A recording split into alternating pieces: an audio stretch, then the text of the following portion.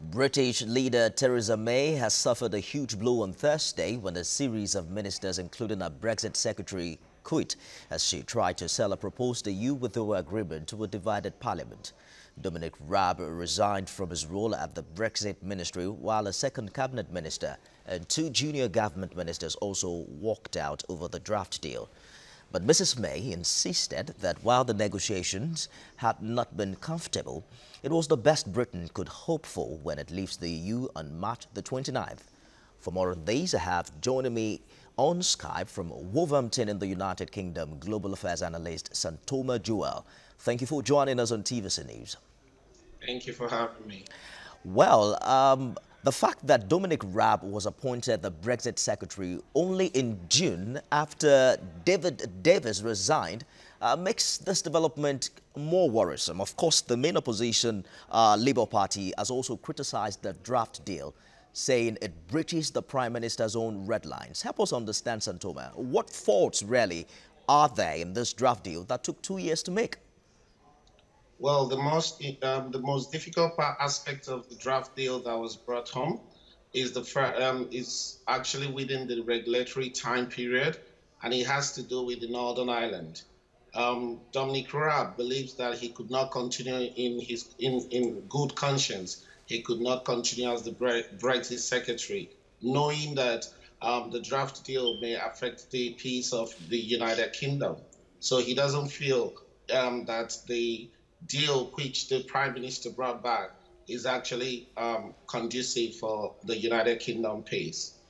UK Prime Minister Theresa May, on the contrary, doesn't appear to be perturbed by this growing opposition. She has pledged now to push ahead with the deal, which she believes is right for our country. How far do you think she can go with her party in revolt, her colleagues leaving, and some even determined to ensure she quits office?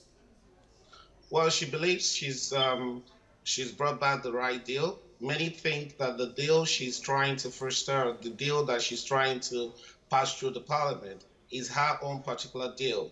Is something that she believes is right for the nation. But on the contrary, the nation and the ministers do not agree with her. I mean, 6 ministers have actually resigned. This is the second time a Brexit secretary is resigning in that position. That's right. And she's even offered that position to Michael Gove. And Michael Gove is saying, if I should accept this position, you would allow me to renegotiate the agreement that you brought back. I mean, a responsible government should be thinking of something else to do now. Either she resigns or she calls for another election. I mean, the gale of resignation is coming towards the Conservative government. I don't know how long she's determined to continue. We understand that even Michael Gove is reportedly considering to quit. But let's turn our attention to what is likely to happen at the Parliament. Do you expect to see the Prime Minister winning Parliament votes, given the fact that Labour, the SNP, the DUP, 51 Tories already said they will not vote for it? You know, yesterday, the chairman of the European Research Group, Jess Mogg, has actually submitted a letter of vote of confidence on her. I don't know. I don't actually believe that this deal is going to pass through the parliament. It's very highly unlikely because the number of people who are against this draft deal are increasing every second. Some of us even believe that by today we would see some more resignations within her cabinet. I do not actually think that deal is going to fly in the parliament. But we shall wait to see, because she's actually demonstrated these 9 lives or 14 lives. We don't know if she's going to survive this time around. Well, Brexiteers have accused the British Prime Minister of personally deceiving Brexit campaigners. They said the business-friendly deal she's made is only Brexit in name and has the potential of leaving the UK even worse off. Would you say that the United Kingdom is today more divided than it was before the referendum? Yes, it is more divided today than before the referendum.